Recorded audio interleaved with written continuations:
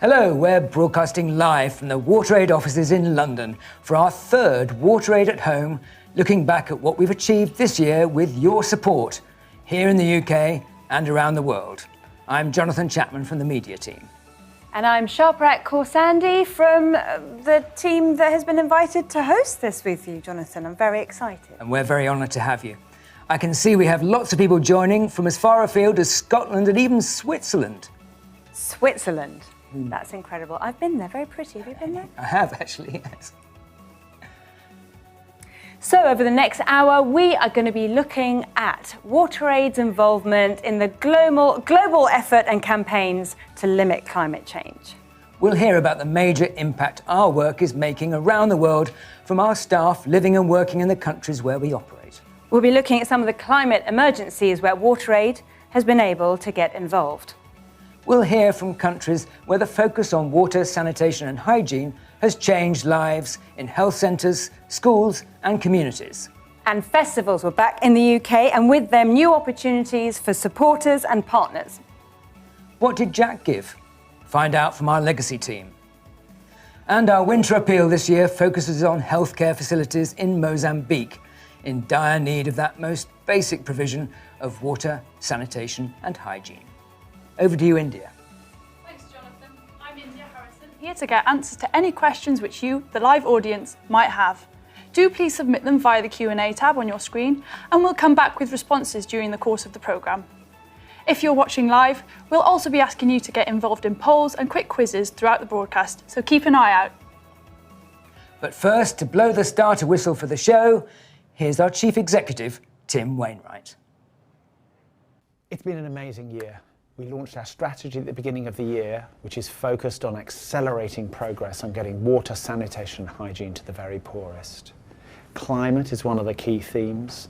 I'm just back from the COP meeting that you'll have seen in the news in Egypt. A lot of people focusing on slowing down climate change by reducing the amount of carbon and other greenhouse gases. Very important work. What I was talking about was how important it is also to adapt to climate change, to build the resilience of communities. No community can be resilient to climate change without access to water. So that's what I was doing. How are WaterAid's finances going? Well, like everyone else, things are more expensive. Everywhere around the world, costs have gone up. So that has put a bit more pressure on our finances, but they remain very strong. And that's thanks to the loyalty of our long-term supporters who have stayed with us throughout this. So thank you very much for that, for the support you give to get water, sanitation and hygiene to the poorest in the world. And as Tim just indicated, ensuring that water is prioritised as the world adapts to the impacts of climate change has always been one of WaterAid's main campaigns this year. This film encapsulates that main message.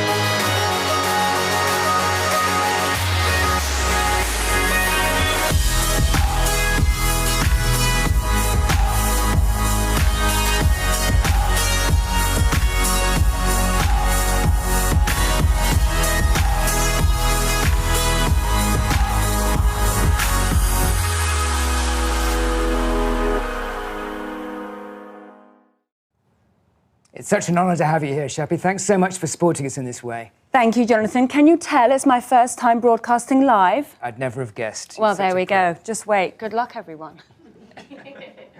Many of our country programmes have been experiencing the very real impacts of climate change, and our teams have worked hard to portray what it means to be on the front line of increasingly unpredictable weather systems.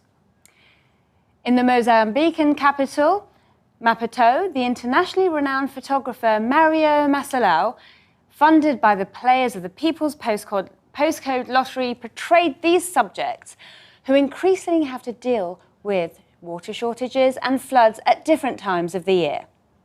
WaterAid is supporting a bid to the Green Climate Fund for resources to help improve the city's water and sanitation infrastructure. In arid northern Ghana, WaterAid has been working with communities to find ways of protecting themselves from the impacts of climate change, even though they have no words for it in their own language. They've introduced rainfall and groundwater monitoring systems and impose a rationing system when supplies run low. In Nepal, communications team member Manam Karamacharya, forgive my pronunciation, you'd think someone called Sharpadar could be more confident, has been allowing the work of a mountain community which has now rebuilt its own water supplies after they were wiped out in a landslide, which have become increasingly common. Here we can see some of the aerial shots he took with the drone, showing the devastation caused to the community in Dalaka and what they've had to work around with some houses, so very close to the edge of the mud and the rockfall. In southern Madagascar, where there's been a terrible drought for the last 3 years, causing widespread food shortages, one of our communication staff, Ernest I'm going to say this confidently, Ernest Rangiremalala, joined community members as they went on their exhausting twice daily 4-hour walk to collect water from the nearest partially dried river. We left the village at 6 this morning, and then we went to the river. We made it to the river after a very long walk, and then these guys were fetching water, washing themselves. The walking back is really tough. Not like this morning when we left the village to collect water.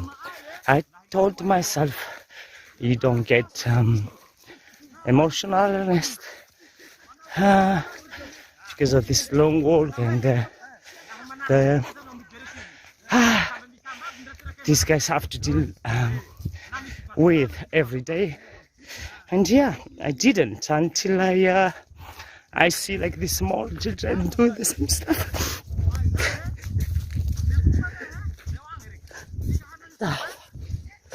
Things started to get worse over the past like 5 years, 3 years, and Florence village have never experienced that kind of drought and famine and all the impact of climate change before. Thank you, and we were very lucky to have Ernest. Can you do me a favour, Jonathan? Can you tell me Ernest's surname? Rangiremalala.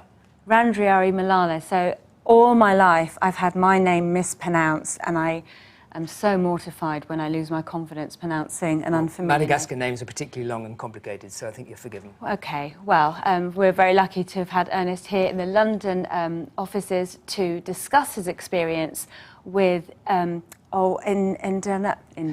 India, I'm kidding, Harrison. Hi Ernest, so we're here to talk a little bit about your experience working in Madagascar in the Deep South. I just wanted to start by asking about how you think the situation is at the moment in comparison to the past, and if it's changed at all. In Madagascar, mainly in the Deep South of Madagascar, things have changed for the past 4 years in terms of how the climate, the drought, is affecting people's life. I visited a village where people used to be like great farmers. They're able to grow things before, like 4 years ago, 3 years ago, but now their soil is becoming not really productive at all, and they're not really able to grow properly and suffering from that situation. And it seems like it's quite a turbulent environment as well, especially with climate change at the moment. You've mentioned with cyclones can cause flooding as well. So it seems like there's no winning almost in this situation. Yeah, exactly, because these guys, this community are living in very extreme weather conditions. If it's not the drought, then their village and their crops and stuff is flooded by, the cyclone, which is making their life really crazy. And I think I love about your work as well, you seem to bring in a really dignified and humane aspect of that work instead of kind of what we see often as like sad stories. Was that a focus of your work? Is that intentional? Yeah, because my job is not just about like filming or like taking photos. My job is mainly about like building relationship with communities. And as a Malagasy person, as a WaterAid person, I wanted to document what's going on there in terms of you know, the impact of climate change and drought in the most like dignified and respectful way. So that's why I was always thinking about, yeah, there must be like a way that I can do to humanize these people despite of what is happening to them. Yeah, the other thing I wanted to talk is, you know, things are really challenging in terms of people, you know, trying to survive. So because of climate, like, you know, the land is dry. So what people are doing is they're using the riverbed, which still has a bit of water to you know, plant cassava and everything. But sometimes because of there is no rain, nothing at all, it dries out quickly and nothing is growing. Sometimes because of the extreme weather condition, it is like flooded by a cyclone in one night, and all the effort for a month, for 3 months are just washed away. It's just gone. Yeah. Well, thank you so much for sharing your story, and I know that your work is having a really big impact, and the dignified and humane aspect definitely comes across in that, just the things that you're seeing and the change with the climate. Yeah, thanks so much, India. Gosh, 8 hours walking for water every day. It's unbelievable, isn't it? And you can tell it had a massive impact on Ernest himself. Absolutely, and I think that, you know, supporting WaterAid for so many years myself, and it really, even for me, seeing someone who has seen it and can report and really bring it home to you, 8 hours for something that is just sitting on the table in front of me that I take for granted, really can pull the rug out from under you. And you can watch India and Ernest's full discussion on our YouTube channel via the link in the YouTube caption on your screens. Our Climate Fight campaign saw over 25,000 people send a message to the new UK Prime Minister Rishi Sunak to try to persuade him to prioritise water, sanitation and hygiene, known by the acronym WASH, as a climate issue. Those messages were handed in to number 10 Downing Street just as Mr Sunak himself headed off to the COP27 conference in Egypt.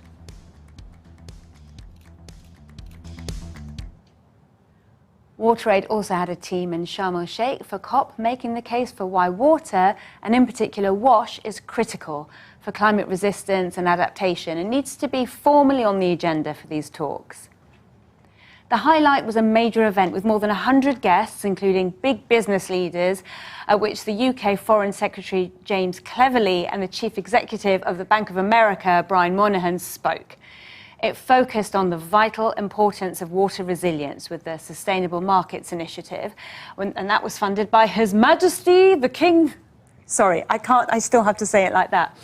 I'm not used to it. His Majesty King Charles the Third, in his former role as His Royal Highness the Prince of Wales. Very different roles. He had to really work his way up. Senior Policy Advisor Catherine Farr was there and highlighted the importance of engaging women as those most affected by climate impacts, but also as those who need to be central to solutions. One of the reasons that WaterAid is here this year is the connection between gender, climate and WASH. We know that women are often responsible for their households and ensuring that they have the water supply that they need for both hygiene, drinking water and household use.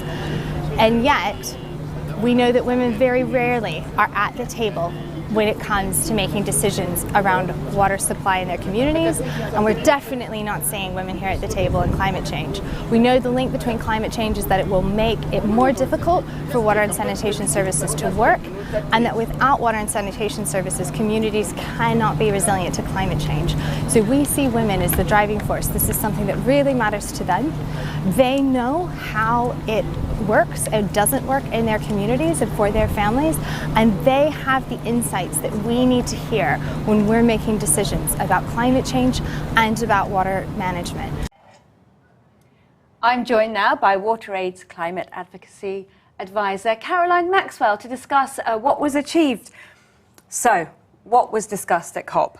Well, how did you find it? COP was amazing this year. It was hosted by the Egyptian government. WaterAid was there in full force. We had a delegation of 15 people from across the world, and we spoke at over 20 events, and that was a really important way to really show why water and sanitation is so critical to climate adaptation. And at the end of the 2-week conference, there's a final document that gets published, and it was great to see that water was mentioned in that document, so it was brilliant.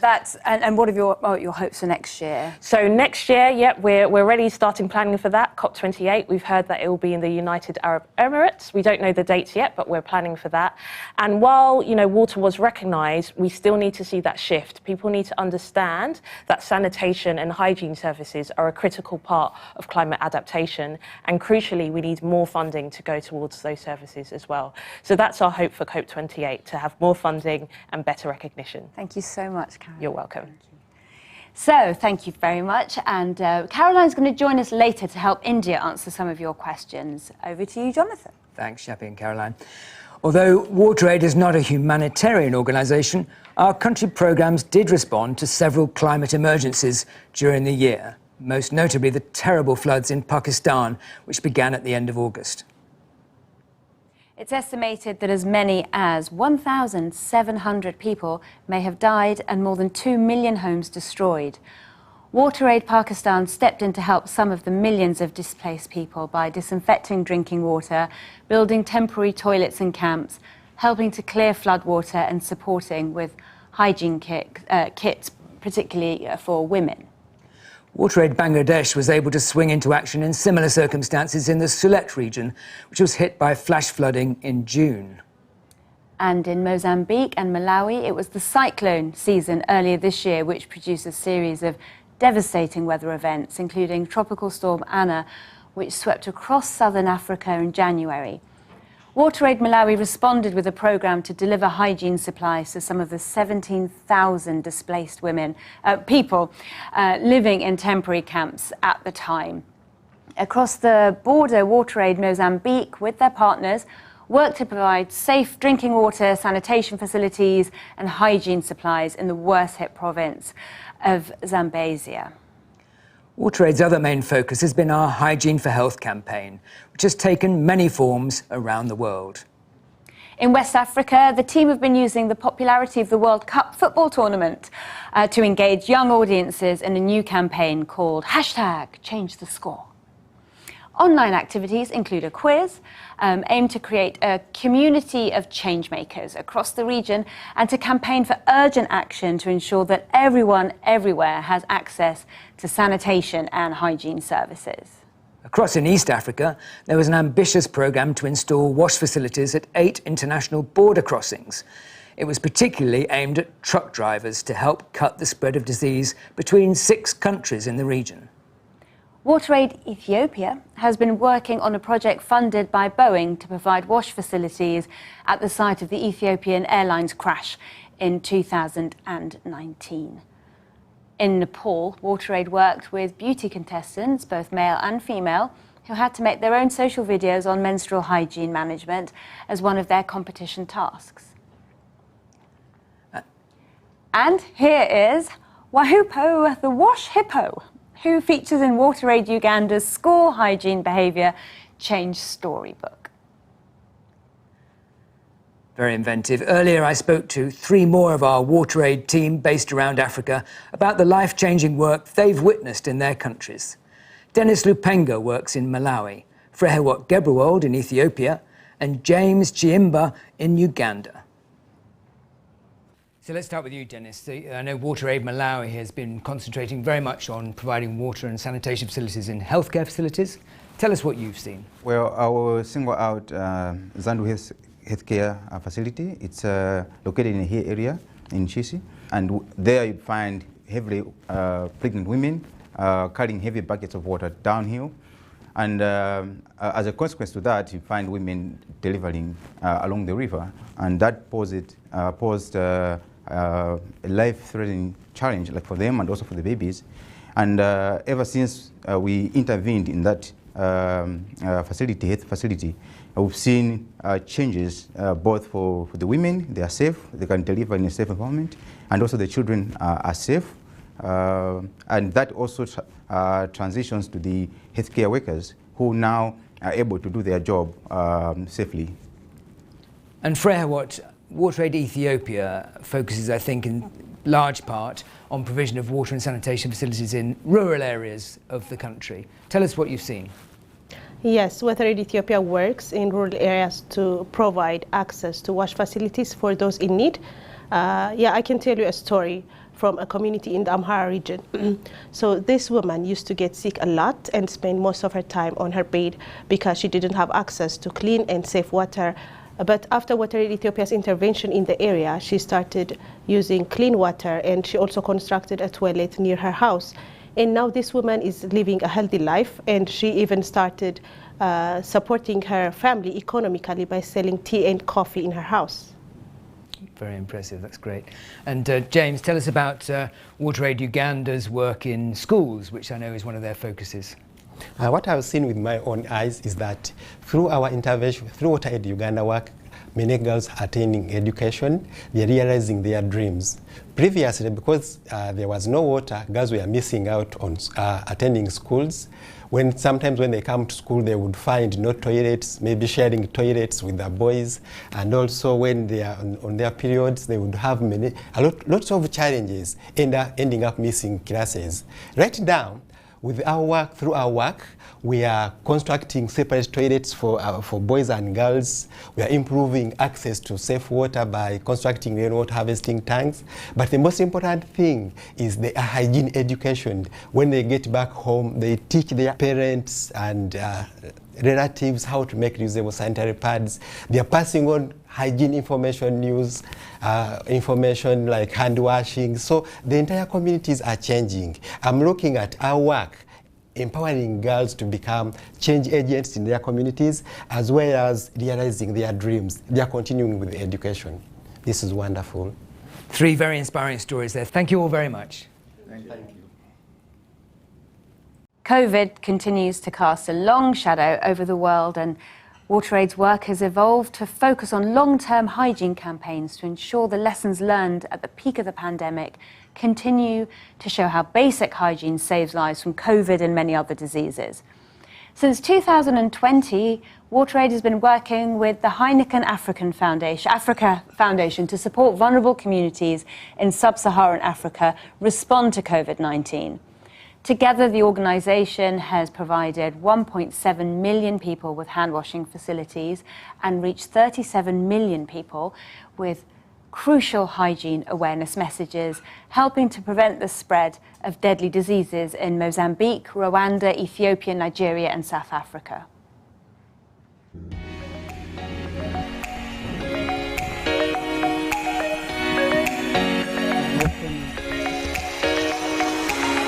Bom dia. Hi. Hi, everyone. Hi, I am Itura. Meu nome é Arão Valoi.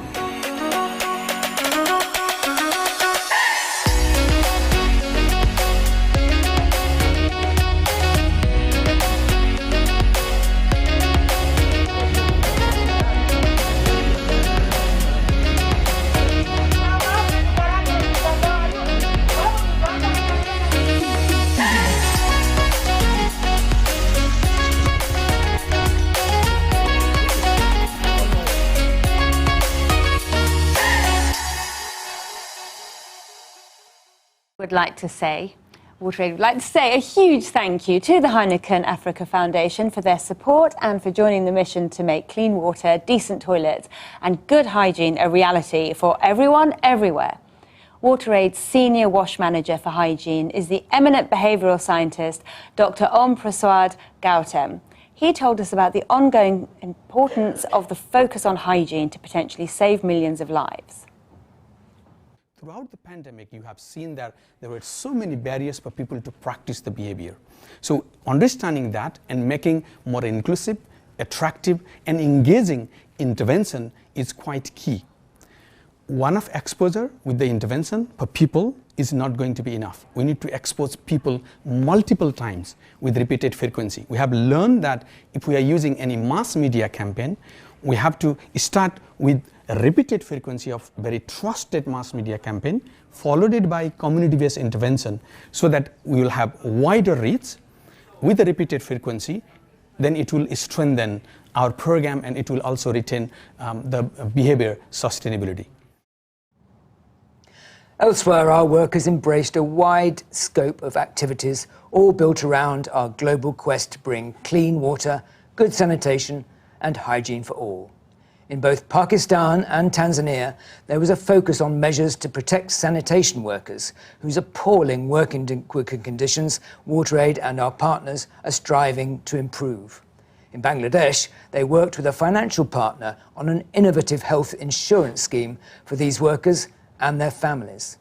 They also produced a wonderful film called Kohinoor, or Diamond, with a leading Bangladeshi actress, Zakia Bari Mamo, about a community living on a rubbish dump in Dhaka and their requirements for basic services such as water, sanitation and hygiene. আমি কোহিনূর আর এইটা আমার গল্প মাইন্ডসে এখানে দেখে খালি ময়লা আর ময়লা আর আমি দেখি গোখরা সাপ লেজের মধ্যে পা পড়লে ফোঁস করে সবল দিয়ে ওঠে আমি জানি না কোন ময়লার বিষ আমার রক্তে মিশে রয়েছে আমি জানি না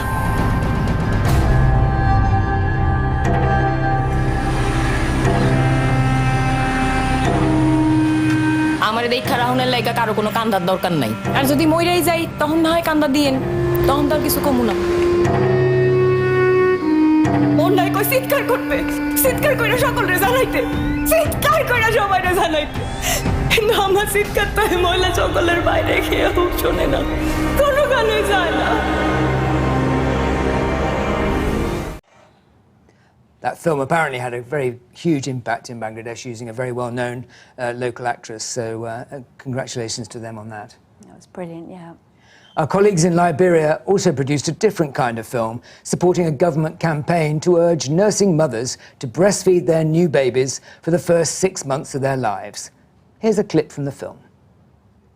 The World Breastfeeding Week is a week set aside globally from the 1st of August to the 7th of August to encourage breastfeeding and improve the health of infants all around the world. Breastfeeding is actually important because it boosts brain development and protects babies against life-threatening diseases or infection. In this proud land we grew up strong. Statistics have shown that babies who are breastfed properly, they have a higher IQ, they grow healthy, stronger, and they don't easily just break down with any kind of threatening diseases. I think our colleagues in WaterAid Liberia got involved in that campaign because of the importance of nutrition, both to the mother and the babies, I think. Yes, and it's free, you know. I know it's not all about money, but... Precisely.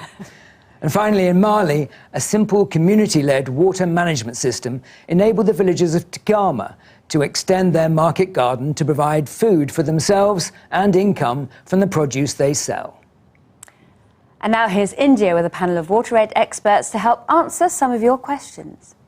Thank you very much. So let me introduce our panel today. We have Caroline, our Climate Advocacy Advisor.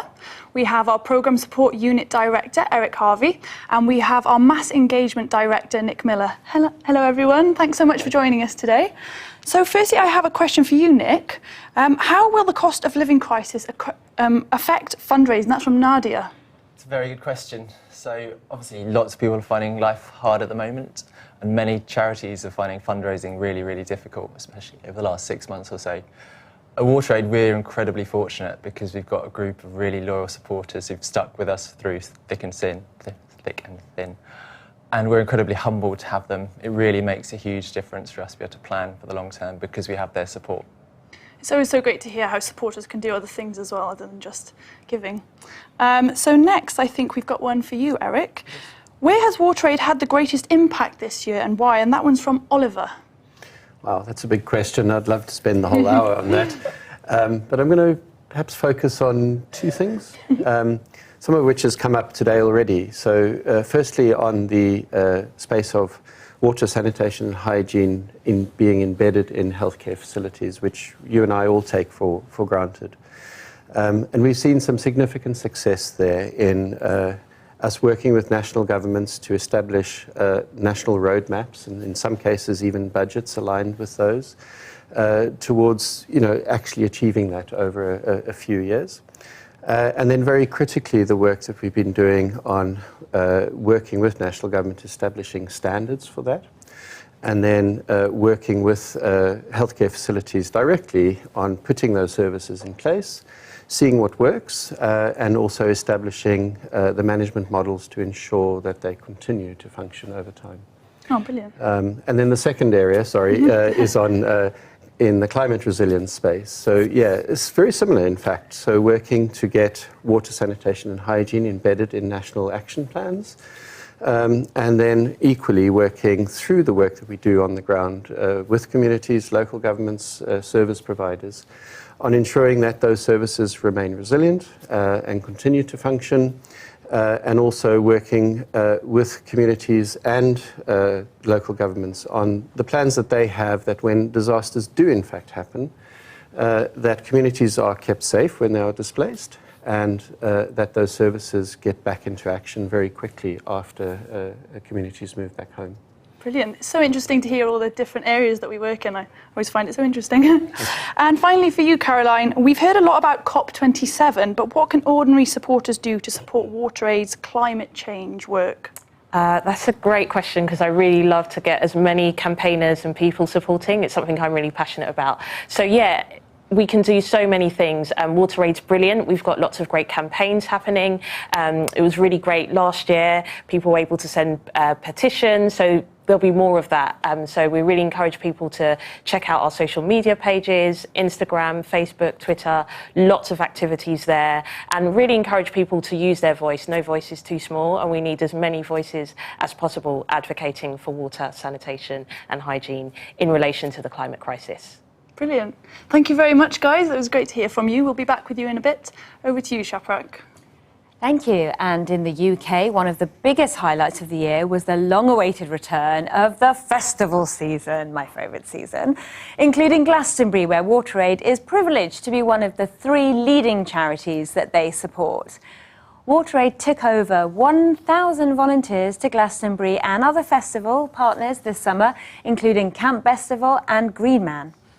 Their work supporting water and sanitation services on site, plus the hugely generous donations from the festival partners themselves, has raised over £500,000 this year and helped reach millions of people around the world.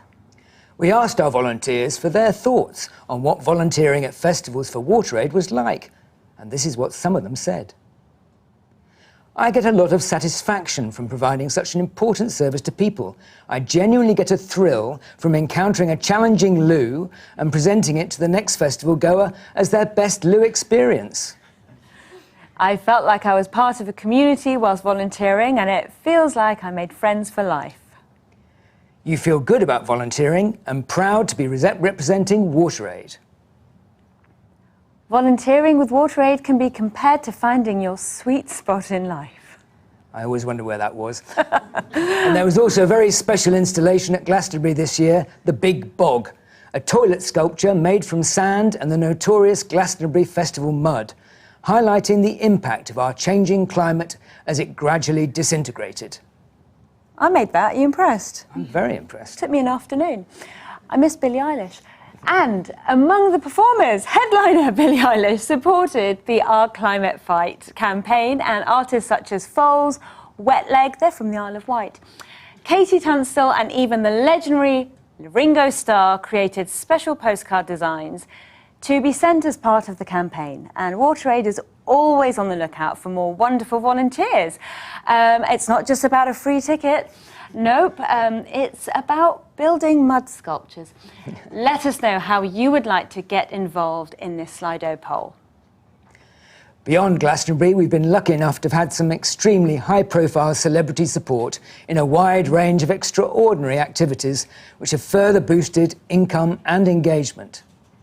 At the start of the year, we hosted the Best Seat in the House exhibition at the Oxo Tower in London, a series of artist-designed loo seats, curated and supported by photographer and artist Rankin, and featuring creations from Boy George, Dame Zandra Rhodes, Harry Hill and Martin Parr. In March, our bathroom sessions returned with an all-female lineup on International Women's Day.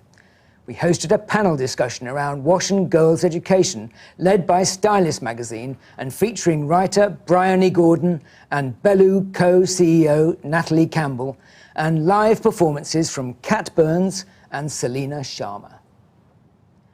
We partnered with the British Art Fair on a very special exhibition highlighting climate issues called The Art of Change.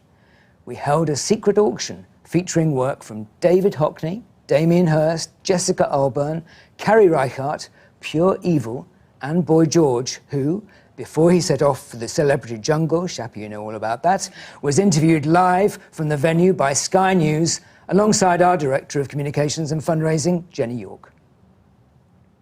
So, George, what do you make of your rivals there at the exhibition? Any of it any good? Is that Hockney any good? I don't know. I think they're pretty good, yeah. Do you know which is which? You know, all the art is really beautiful. Kind of, yeah. But I was going to add to the thing about climate, you know, it's like everyone deserves a decent throne. I think that's a great message, you know, and that's what this is about, making sure that people, you know, just have clean water. It's such an important, it shouldn't be a luxury. I like that question, do you know which is which with the artists? They go, sort of. So WaterAid's work has continued to benefit from some key partnerships from a wide spectrum of organisations. The Wimbledon Foundation has been working in partnership with WaterAid since 2017 to help make clean water, decent toilets and good hygiene a normal part of daily life in healthcare centres and communities across Ethiopia, Madagascar, Malawi and Myanmar. A donation of £1.2 million over 3 years will transform people's health and keep children in school and allow women and girls to unlock their potential. WaterAid and the Wimbledon Foundation created a giant tennis ball mosaic of a young boy enjoying clean water to highlight how more than 11,000 children's lives could be saved during the fortnight of the championships if everyone, everywhere, had access to clean water and toilets. I did that mosaic as well. I've been very busy. Yeah. The Emerald Network is the UK's longest established group of Muslim professionals and high net worth individuals. Does that just mean very rich? It does mean very rich. WaterAid partnered with them to celebrate this year's Ramadan and raise vital funds for Zakat projects in Bangladesh, Mali and Pakistan. Their social media campaign and iftar fundraising dinner at the Gherkin, attended by over 100 people, raised £40,000. They're excited to return to work with Emerald Network for Ramadan in March next year. Through a partnership with Halma, WaterAid has been using the latest technology to test water sources for signs of naturally occurring arsenic contamination. They've also been installing water quality treatment systems and ensuring local people are trained to maintain them, all of which has helped to increase household access to a safe water supply, something that we all know is essential to living a healthy life. August saw the inaugural, it's not ignoral, a WaterAid Dragon Boat race supported by corporates in the Canary Wharf area, which raised over £26,000. Huge thanks to all who participated, including Yonder, the top performing fundraisers. Here's a film from the day.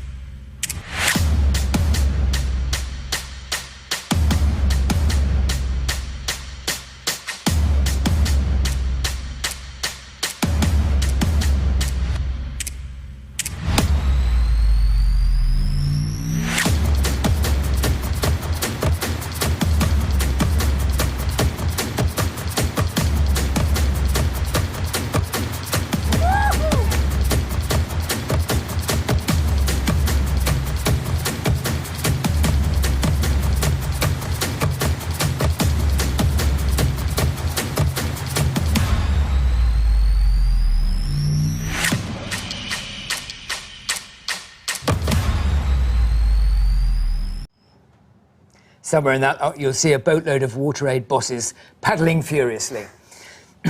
Companies need to invest in water and toilets to drive health, wealth and business success. That was the outcome of new research released this summer and supported by HSBC. It was the first time that the impacts of investing in these basic essentials was documented for both employees and businesses, and it revealed positive effects on productivity, health and absenteeism. The research, which focused on the clothing and leather industries in 6 workplaces in India and Bangladesh, was collated over 2 years.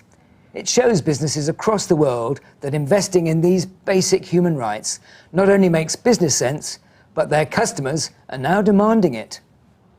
Back in 1981, members of the UK water industry united to create a single international organisation dedicated to the water crisis, because one didn't exist. Together they founded WaterAid.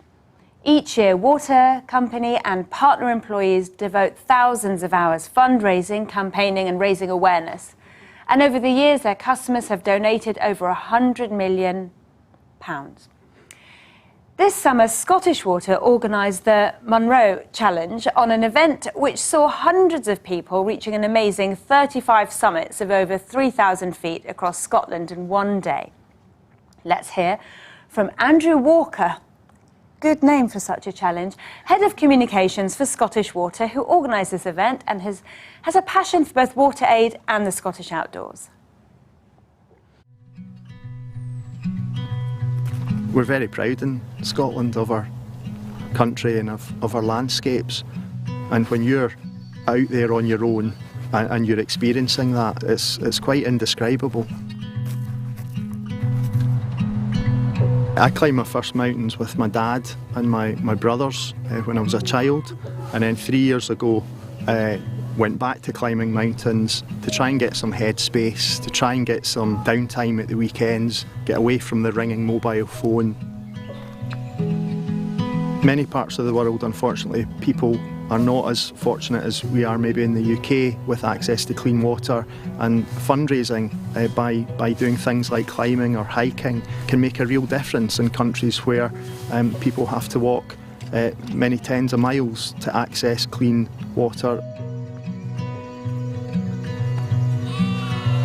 So I've described it as becoming addicted to climbing mountains, and I get it in my head that I'm going to climb a particular mountain.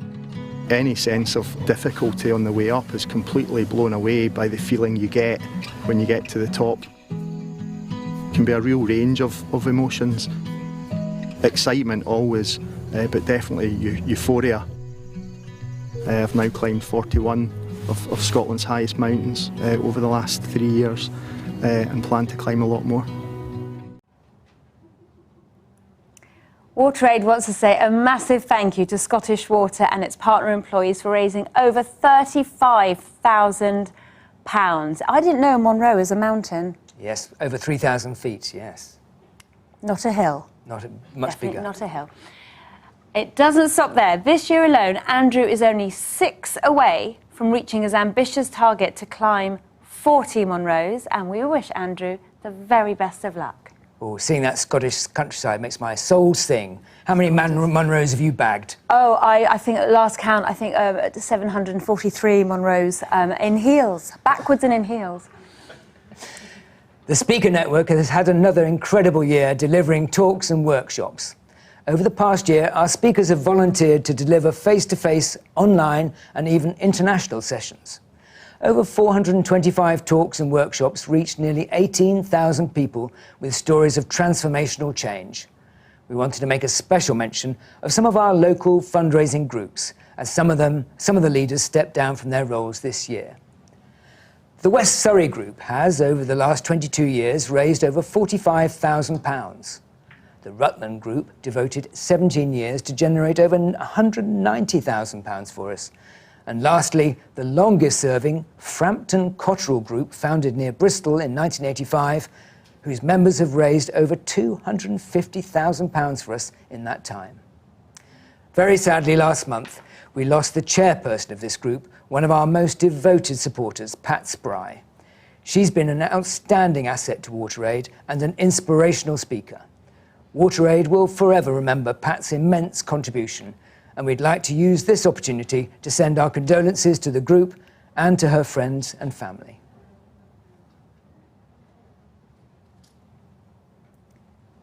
This year, WaterAid has had a fantastic team of 50 runners in the iconic London Marathon. Christine Giles ran it dressed as a WaterAid toilet costume. Well, dressed in a WaterAid toilet costume, aiming to beat the world record for fastest woman dressed as a toilet. I didn't know there was such a record. There is now. Imagine not winning that, sorry.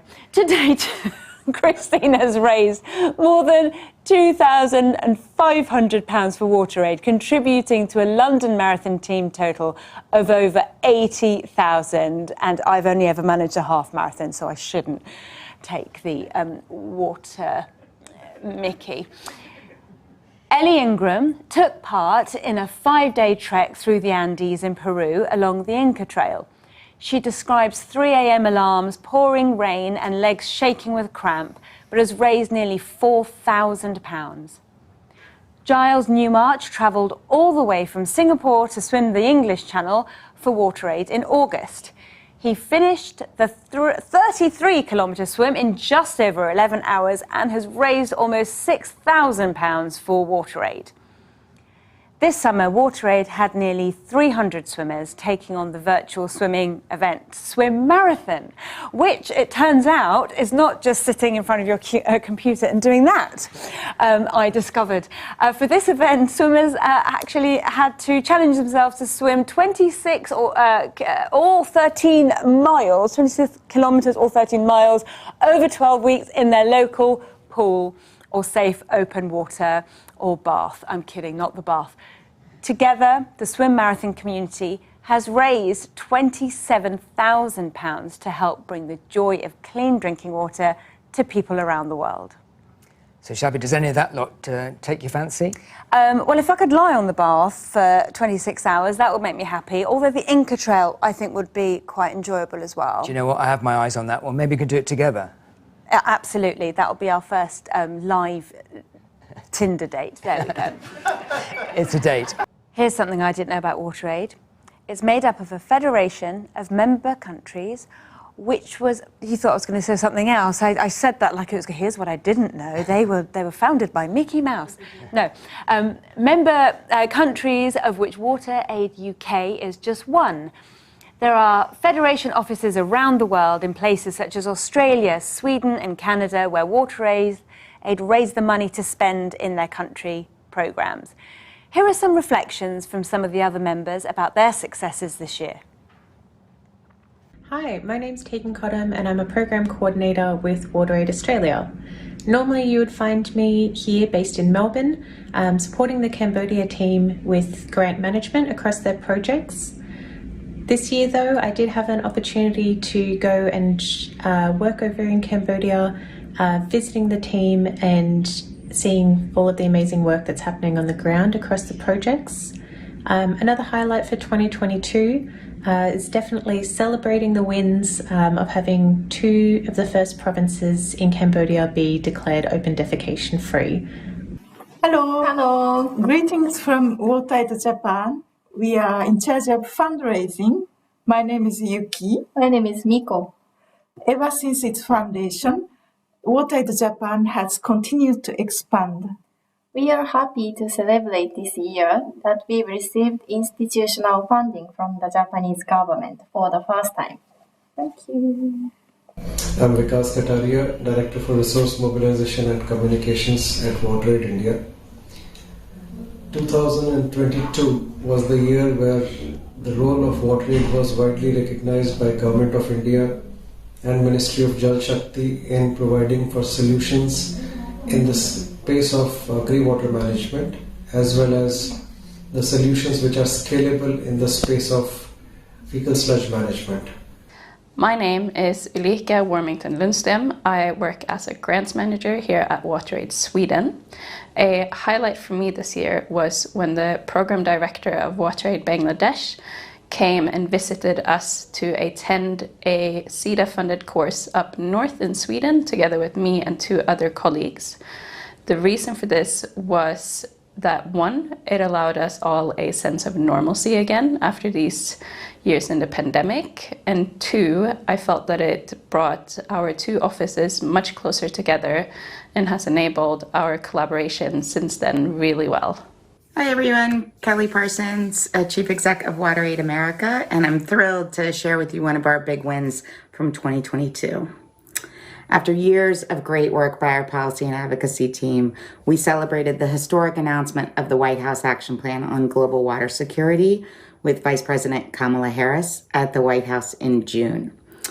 This plan takes the significant step of making access to water, sanitation, and hygiene central to U.S. foreign policy for the first time. Hi, my name's Denise Sarpong and I'm the Technical Lead for Health with WaterAid Australia.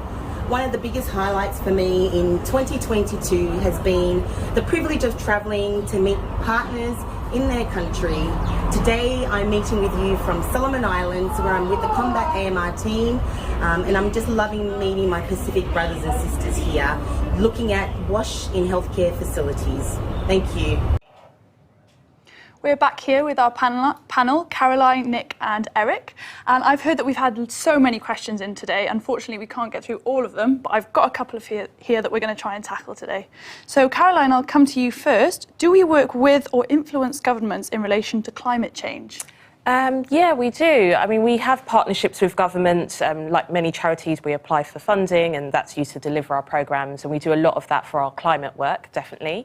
But yeah, two examples I could share is in terms of the UK government, for example, we would pull together some documents where we would have some clear calls to action, and we would send those to MPs, we would do events in Parliament, and we work with a lot of our supporters as well, signing petitions and so on. And then another country example may be Burkina Faso. We would work with our country teams there and we would really try and influence national policy. So earlier, Eric talked about national climate plans and so on. We're really trying to make sure that water, sanitation and hygiene is a key part of those national plans and that there's funding for them to be delivered in those countries as well. So those are some of the ways that, yeah, we work with governments to influence on climate change. Brilliant. I love to hear how, you know, the work that supporters doing do actually reach the governments as well when they're sending things and stuff. That's really great to hear.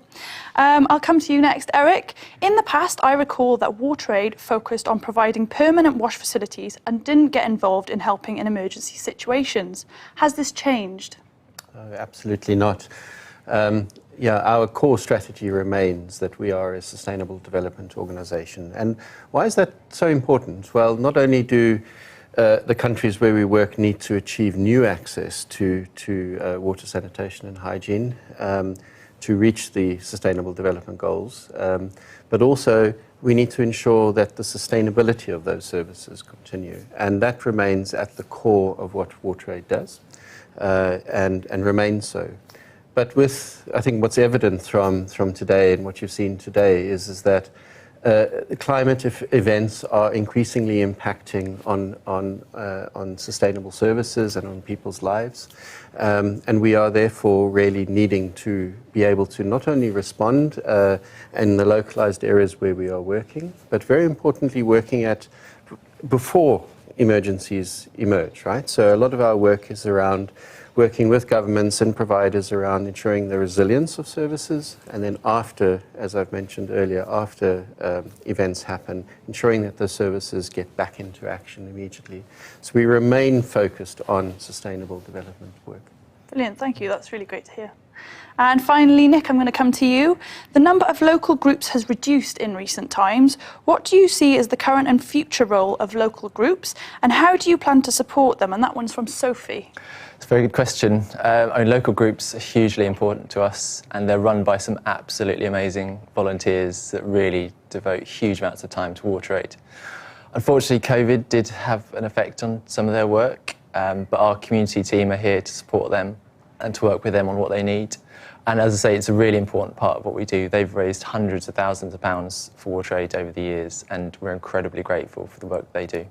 Brilliant. I just love hearing about the community groups. It's so great all the work that they get up to, so thank you so much for that. And thank you all of you for being here today and having a chat with me and answering some questions. And of course, thanks to everyone at home who's been sending in any questions too. Sorry that we couldn't get through them all, but I hope that that helped.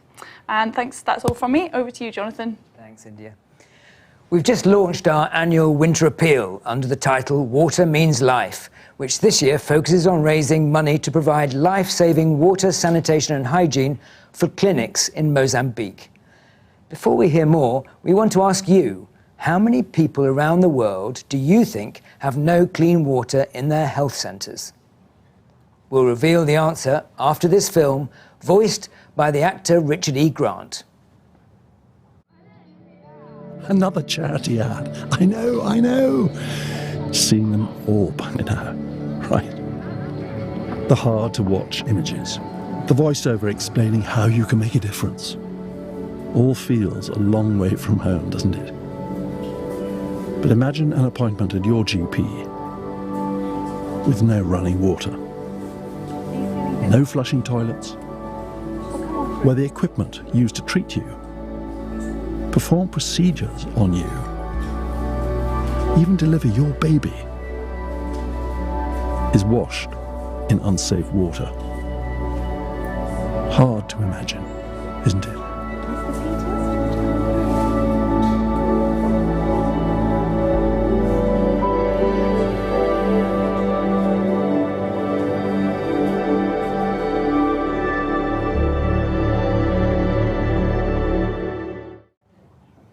And the answer to how many people around the world do you think have no clean water in their health centres is 857 million. Two of those who visited Mozambique to make that film were Chileshe, who we met earlier, and Wanji Wambari Kairu, whose name some of you may recognise from her emails to you. Here they are, sharing their experiences. Bon dia, Wanji. Bon dia, Chileshe. Well, it's been some time since we worked together in northern Mozambique in a place called Kwamba. How do you remember that place? I think what I remember the most is waking up quite early, around 4 a.m. to get to the healthcare centres.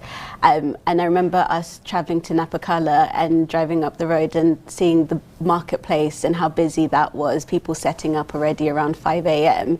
And then you see this very small healthcare centre in the middle of this community, behind it all the homesteads. And also there's this really big mango tree at the front of it which kind of casts a shadow in front. So it was quite a stark reality to see such a small healthcare centre in the middle of this really big community and knowing that it served this many people.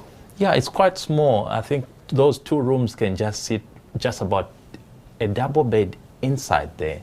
But, you know, as soon as the sun rises, you can see the people trekking in, and you saw that congestion. What I found was, like, as soon as the light came up, the little veranda outside would start filling up with people, and then as soon as that was full, the queue would form outside past the mango tree and towards the market. And when Maria got there at 7 a.m, it would be completely full, but then soon she'd start working out who needed what to the mothers and babies with immunizations, or what was the biggest thing was like the number of women coming in labour to give birth. Yeah, we saw Maria like work all day up to about sunset, and it's a hard place to work in as a healthcare facility. But for me, it's the number of babies which were born, like 5 in a day on average. And then in that small facility without water, you remember, no water there. I've seen quite a lot of that in Africa, but how was it for you? I think what was quite apparent is that there's no water inside the healthcare centre at all. There's no taps or basins to be able to wash your hands. And the water source is 10 metres away from the health centre. And it's, when you're stood next to it, this precarious well that is slightly caving in and doesn't look safe. And then what was quite hard to see was Maria or any of the health workers having to pull the water up and then take it back to the health centre to be used. But then during the day when they've got that many patients, they're not actually able to collect water that frequently. So between births, they do their best to clean up with the rugs that are brought in by the mothers, but it's not the best that it could be. Yeah, remember they don't drink that water, but the toilets too were quite difficult to use. Yes, they definitely were. So the toilets are just a pit latrine, which is like a hole in the ground, and they're stagnant. There's no water flowing through them. But what was even harder was that there's no doors, so privacy, you can't use them without somebody coming through, and the roof is slightly caving in. So if it was raining, you'd then get covered in water. And I remember speaking to Maria and her saying that she doesn't use them because of the current state that they're in. So she either doesn't use the toilet for the whole day while she's working, or or when she gets a gap between patients, runs home to be able to use the toilet. Yeah, I've seen what sort of transformation the presence of water can bring on such a facility. But how will people know more about the work at Napakala and the work Maria and the team are doing? So we're running our winter campaign right now up until 15th of February, and the name of the campaign is Water Means Life, which actually comes from some of the things that we were told by the healthcare workers, that for them water is life and without it there isn't any. And so they can visit our website wateraid.org, or they can follow us on our social channels like Facebook, Twitter and Instagram, because we're going to be updating with stories throughout the 3 months, and also there'll be opportunities for people to support if they can. I agree. Water means life. It does. Water does mean life. Finally, we asked some of those involved in the making of this programme to look forward to next year and sum up their main hopes for the organisation and its work for 2023. And if you're watching live, why not add your thoughts and hopes too in the Q&A chat box. What are your hopes and dreams for next year? Well, if you watch carefully, you'll see mine coming up in the film. But what about you? The same as every year, just to hold a baby gorilla. It's always been my dream. Well, my hopes and dreams in the year 2023 is to see WaterAid Malawi achieve its cause in supporting 150 healthcare facilities with water, hygiene and sanitation. My hope is to see everyone in Ethiopia, even people who are living at hard-to-reach places, to be served with clean water, good hygiene and sanitation services. My hope for 2023 is to highlight the impact of climate change on how it affects the lives of rural women in Uganda. My hope for 2023 is to reach our fundraising target for our winter campaign, Water Means Life, of £2.5 million, because I know the impact that this money raised will have on health workers like Maria and others around the world. I'm really looking forward to seeing WaterAid Madagascar reinforcing its presence in the deep south of the country and impacting the lives of those who are really suffering from the drought, famine and water scarcity. WaterAid is reaching 50 million population through our hygiene behavior change intervention this year. I want to see WaterAid thinking big, acting big and acting fast in coming years, reaching more than 50 million in coming years through our robust, scientific, evidence-based hygiene behavior change program across many countries. I hope that we can work with our suppliers to reach more supporters with the campaigns that we send out. My hope for 2023 is to see the 100th healthcare facility fixed with water, sanitation facilities in our country, Zambia. From the media side, we're looking for ever bigger and greater stories about the issues on which we campaign, which after all are so fundamental for all of us.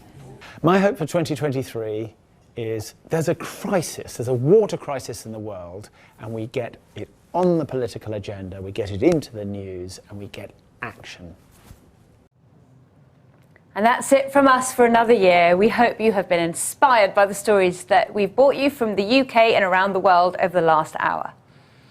It's been brilliant hosting this. I love WaterAid and I look forward to working with them again another time. If you're watching live on Slido, please do let us know how you found today via the questionnaire on your screen now. You can also share your thoughts via telephone, email and on our social media channels that you can see on your screens now. We thank you all so much for your ongoing support, which is absolutely critical to our work, and we hope we can continue to build our network of partners and supporters into next year and beyond. Thank you so much and goodbye.